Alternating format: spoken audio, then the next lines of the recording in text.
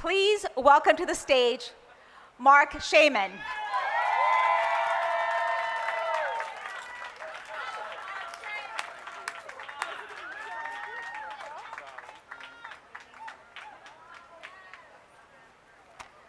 Now, how do I stand here and not look at you all? Does that work? How about here? So, what can one say about Jenifer Lewis that she hasn't already said herself? When I first met Jenifer, we discovered a shared love of an obscure Aretha Franklin song called First Snow in Kokomo. And well, that cemented our friendship. Around that time, I crossed the country with her one weekend, playing piano for the show she performed at colleges to make rent, a show called From Billy to Lita. On the third day of this mini tour, the flight to Ithaca got canceled, so we flew somewhere else and rented a car to get to the gig. We were passing stunning scenery in upstate New York at golden hour, but I had to keep looking straight at the road since I was driving at 100 miles per hour. So Jenifer narrated the scenery, and at one point, as I whizzed past the gorgeous vista, she shouted, "God on the left! God on the left!" Now, before I met her, Jenifer had moved from St. Louis to New York City, where at one point she opened for a singing group named Gotham.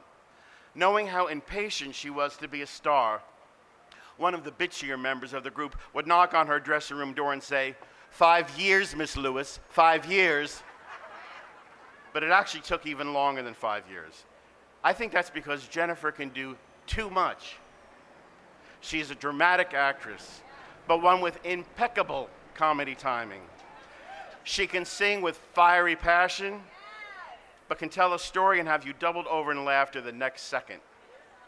Unfortunately, show business prefers people who do just one thing.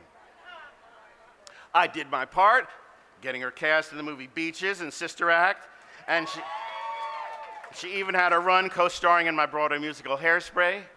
I've written her countless songs about our lives, including one summer while vacationing down in Laguna. "Hey, white folk, I'm sorry I could not get here sooner. I'm the only black girl in Laguna." Can we, wait, we can't fix that in post, so one more time. "Hey, white folk, I'm sorry I could not." Got to start somewhere. You get with me. "Hey, white folks, I'm sorry I could not get here sooner. I'm the only black girl in Laguna." Ooh. Yep. There were many others, too numerous to sing here. Speaking of black and white, it makes it even harder to comprehend what goes on in this country, because our group, our tribe, is a perfect combination of color, where we celebrate each other. Well, I certainly celebrate Jenifer's blackness, and she puts up with my Jewishness. But it all works, and for that I am profoundly grateful. Anyway, little by little, Hollywood finally woke up to what they had in Jenifer. And by the time she landed the perfect role of Ruby on Blackish, she had finally become the star that she and we always knew she was.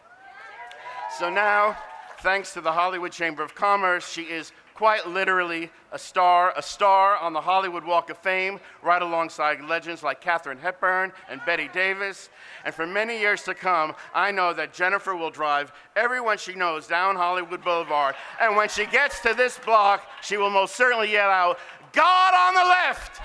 God on the left!" And thank God for that. Jenifer, in the words of my people, Mazel Tov, you truly did it.